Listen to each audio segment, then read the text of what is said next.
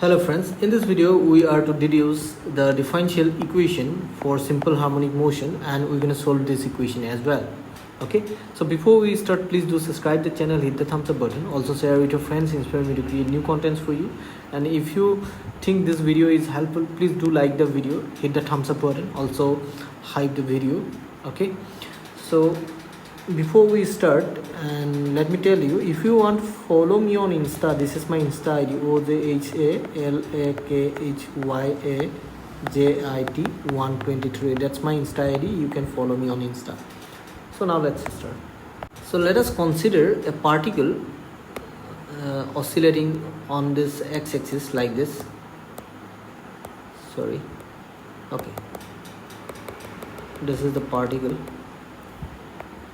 This particle is oscillating this way, right? About x is equal to 0, about the point x is equal to 0, this particle is oscillating this way. Okay, that means it is in simple harmonic motion. Okay, and x is equal to 0 will be called its mean position because it is oscillating about this point.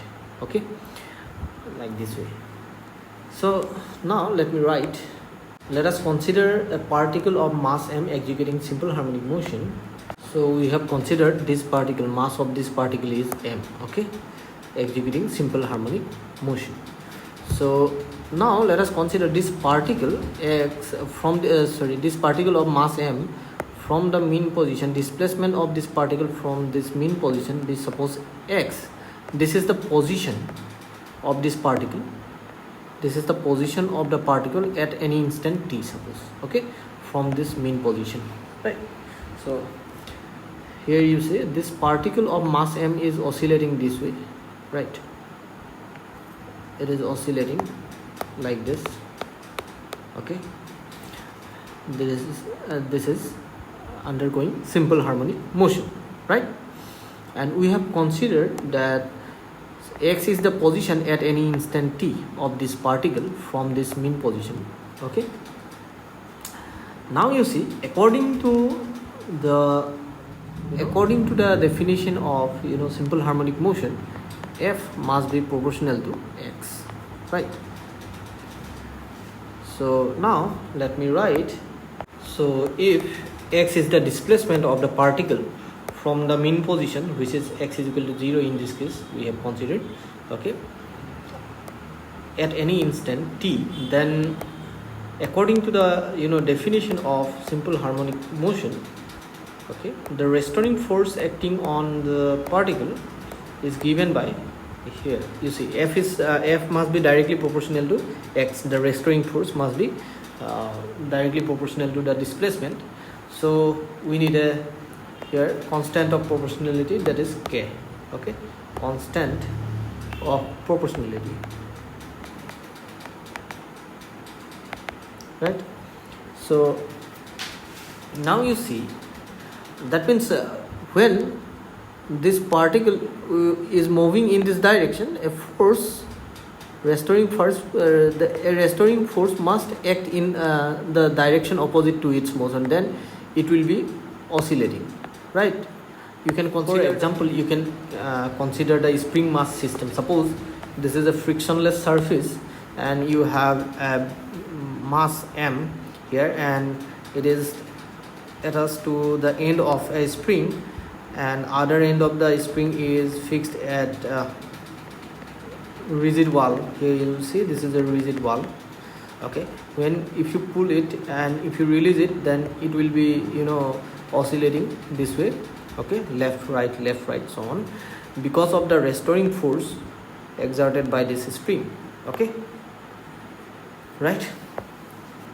So similarly, this particle here, it will be oscillating if there is a restoring force in the direction opposite to its displacement. Okay, so hope you have understood this, and that is given by this expression, right?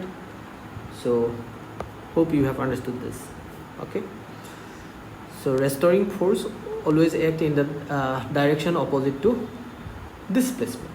Okay, now if we want to find the acceleration at the instant t, Okay, so how to find that acceleration, right?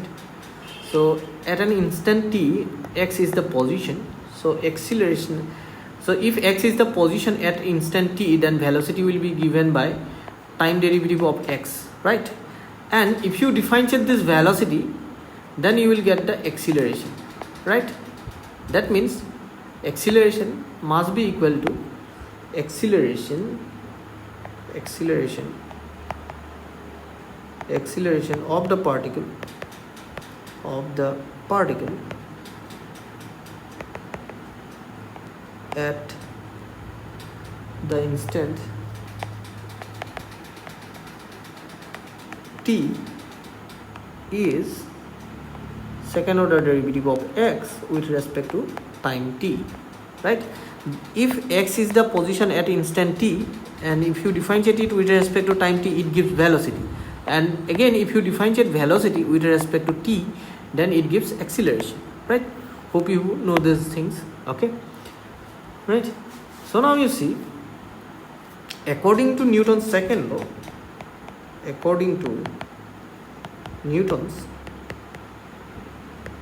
Newton's second law of motion,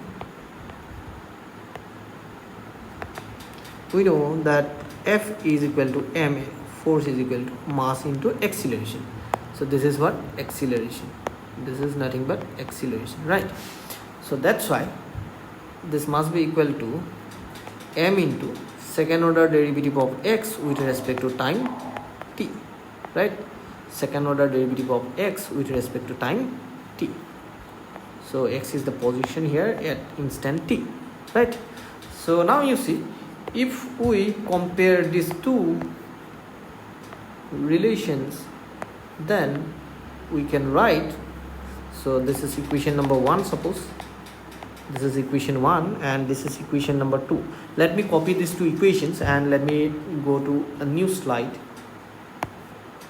So here is the first equation, and let me copy the next equation also. So here is the second equation, this is the equation number 2, right? So from equation number 1 and equation number 2, what we get m second order derivative of x with respect to time t is equal to minus kx, right? And dividing both sides by m, we're gonna have this. If we divide both sides by m, here we're gonna have k by m, right? If you divide this m will be cancelled out, and on the right hand side we're gonna have k by m here, right? Kx by m. So that's what we get, right? Now this can be written this way. Just give me a second. This can be written this way. So on the other side of the equal sign, it will be positive. So on the right hand side we have got 0. Okay, so hope you have understood this. Now let us consider this k by m is equal to omega.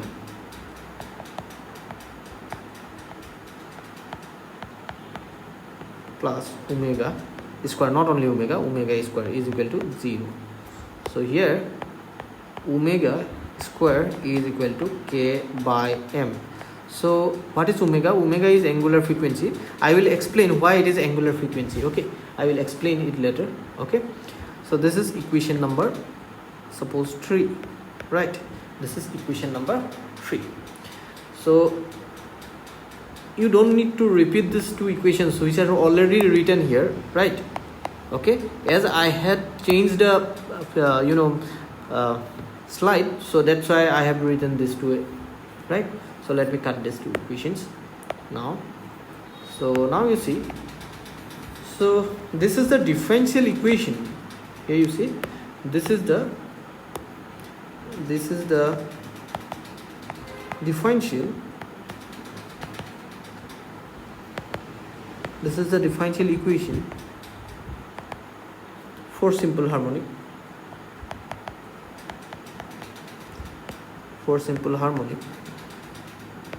motion, right? This is the differential equation. Now let us solve this differential equation. Just give me a second. Now solution of this form of equation can be considered as, let me write here, let us consider that the solution of equation number 1 be x a e to the power alpha t, where a is some constant. Okay, so a is any arbitrary constant. Now if we differentiate it with respect to t, okay, to obtain this term we can differentiate, we can find second order derivative of x with respect to t. Okay, so how to do that? You know, derivative of x is this a, capital A e to the power alpha into t, right? So if we differentiate this, here you see, let me write it properly, e to the power alpha into t.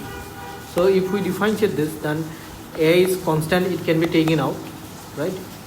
So here we're gonna get dt, derivative of this a alpha e to the power alpha t. We know that ddx of e to the power mx is m e to the power mx, right? We have applied that formula. Okay, now if we differentiate it again, then what we're gonna have, a alpha square e to the power alpha t. That's what we're gonna have, right? So hope you have understood this. If we substitute this value, okay, if we substitute this value in equation number 1, okay, let us use this value in equation number 1. So we're gonna replace this x by this, and we're gonna replace this term by this, right? So let me write, using this result,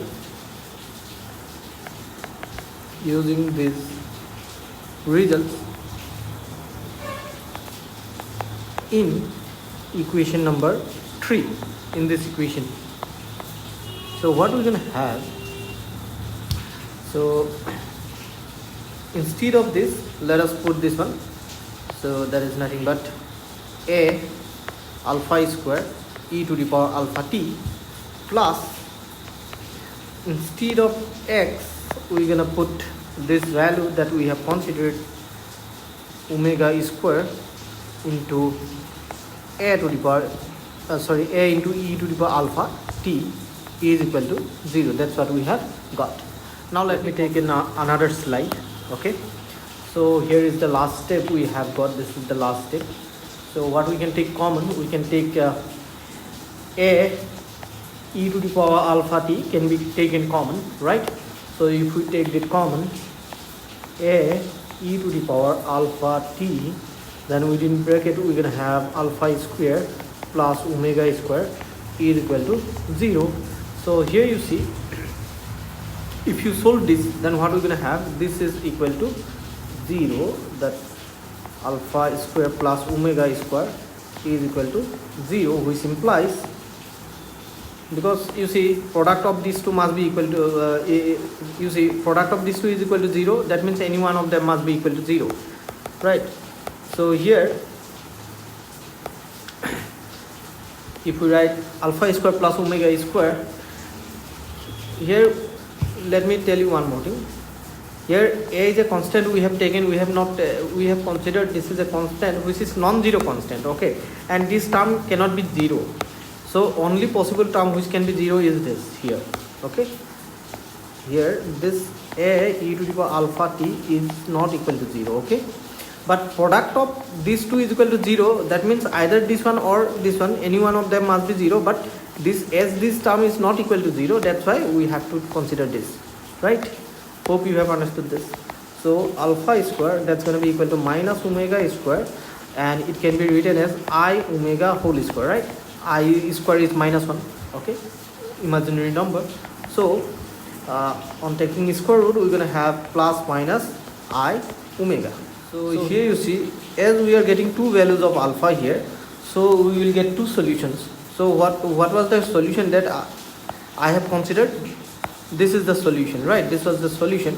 So as we are getting two values of alpha, so we're gonna have two solutions, okay? So that means the solution of the given equation will be combination of two such solutions. One is x is equal to a1 e to the power plus I omega t, and another is a2 e to the power minus I omega t. That's what we will have, okay? So this is the solution,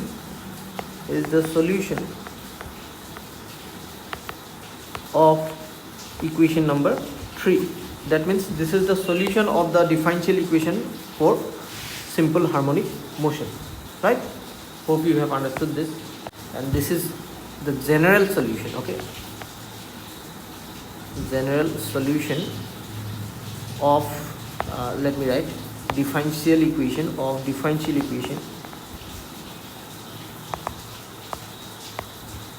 for simple harmonic motion, right? Now just give me a second. Now let me copy this solution. Let me take a new slide. So this is the solution, okay? So this solution also can be written this way. Now let me tell you one more thing. So e to the power I theta is equal to cos theta plus I sin theta, okay? And e to the power minus I theta is equal to cos theta minus I sin theta, right? So if we apply that here, then this solution can be written in this form: a1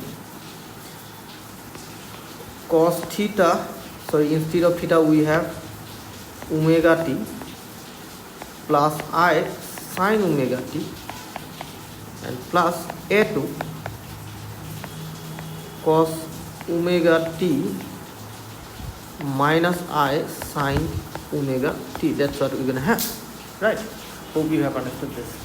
Now if we multiply this and if we simplify, taking cos omega t common, then we're gonna have a1 plus a2 cos omega t. Then we also can take common I sin omega t. In that case, we're gonna have a1 minus a2. After multiplication, if you open the brackets, then if you take common, then you will get this, okay? I sin omega t. That's what we're gonna have, right? So let me write this here. I, okay? We can write this. Sin omega t.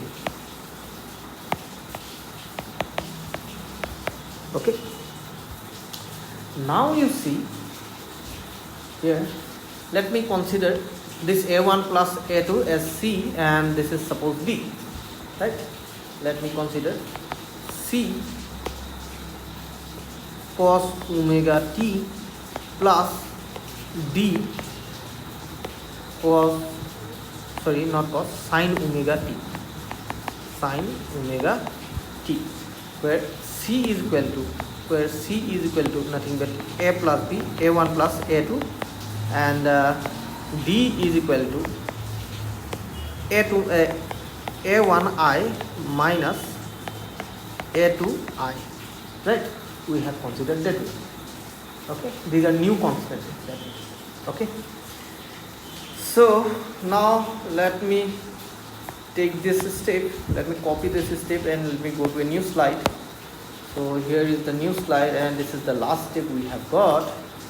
Now let us consider, let C is equal to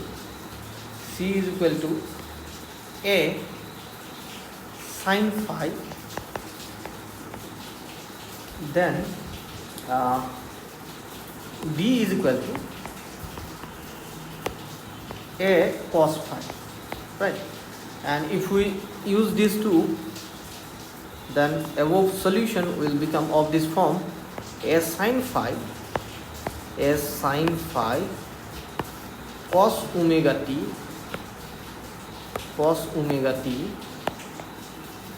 plus a cos phi sine omega t, that's what we're gonna have, right? Hope you have understood this. Now a can be taken common, so let me take a common, right? So on taking a common, we have got this. Now this is, you see, sine a cos b, cos a sine b, so it's gonna be sine a plus b, let me write this way, sine omega t plus phi. Okay, so this is another form of the solution of the differential equation. Now this omega is nothing but angular frequency. This is angular frequency, right? And this solution gives nothing but the displacement of the particle. This is the displacement of the particle executing simple harmonic motion,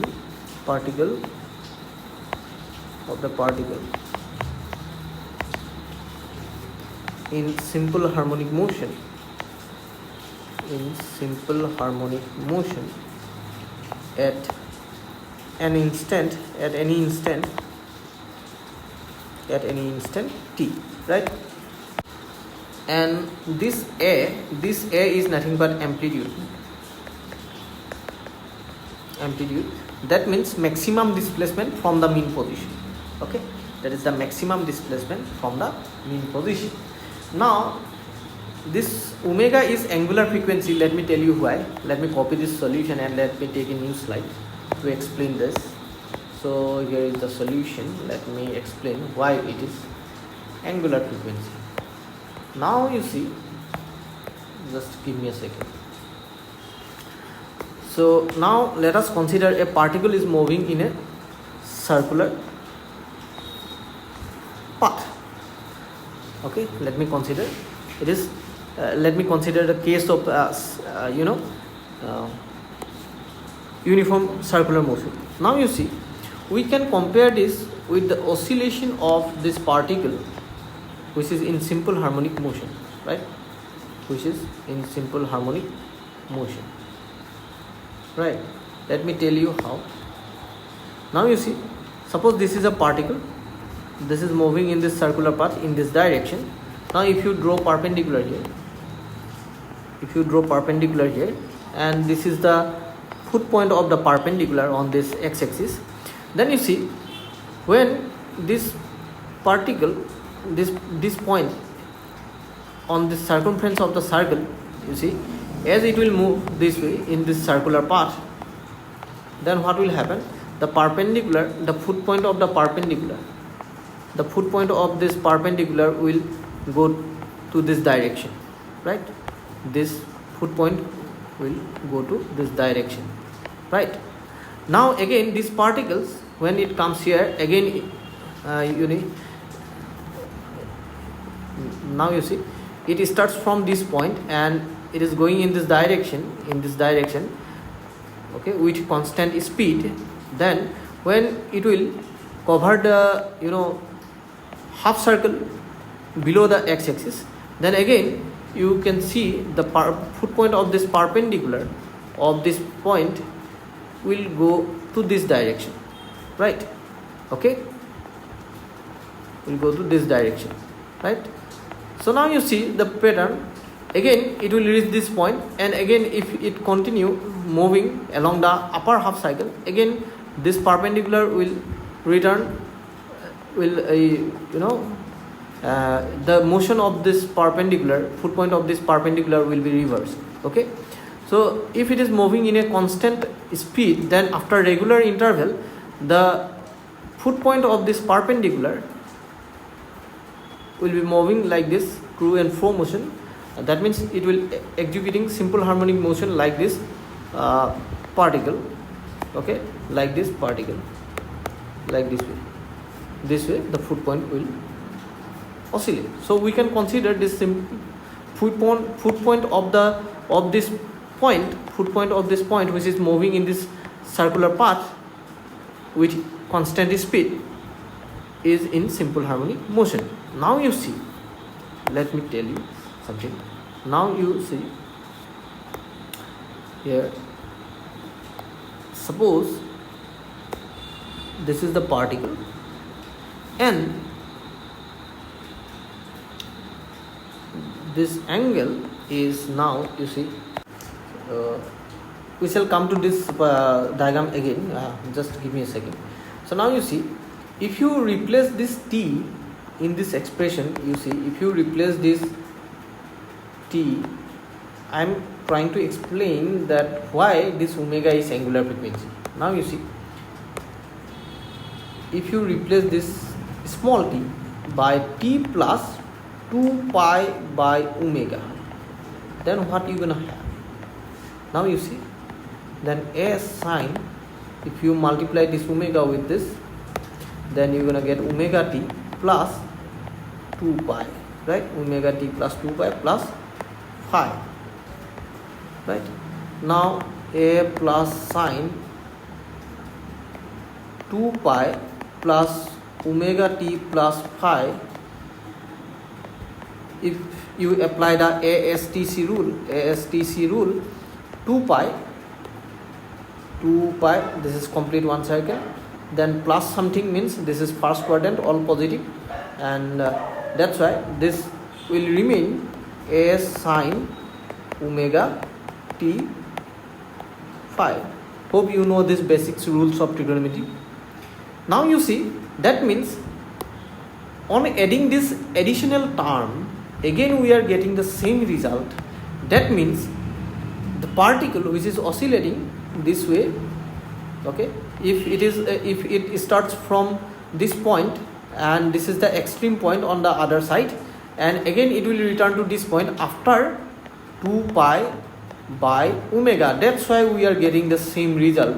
That means we can say that 2 pi by omega is nothing but time period, okay, 2 pi by omega, right? 2 pi by omega is equal to time period. So now you see, this is nothing but omega is equal to 2 pi by t. Here you see, if you consider this case, now this is moving, if it takes, if this foot point of this perpendicular, you know, it takes capital T time to, you know, move from this point to reach this point, again come back to this point, okay, that means the time period. And during that time period, this particle will complete one circle, one revolution from this point, okay, from this point. If it starts moving, then it will complete one revolution in time t, and when it will complete one revolution, during the same time interval, the foot point of this particle, perpendicular of this particle on this x-axis, will complete one oscillation, right? That is the time period. Now you see, if that is the time period, that means it takes t time to cover this complete cycle, which is equal to complete circle, circumference of the circle, right? So now you see, in one complete cycle, the angle will be pi plus pi twice pi, so twice pi by t, this is angular frequency, right? So that means, so suppose it is moving in this way, right? When the particle starts moving, circulating from this point, okay, from this point this way, the foot point will be moving like this along this axis, right?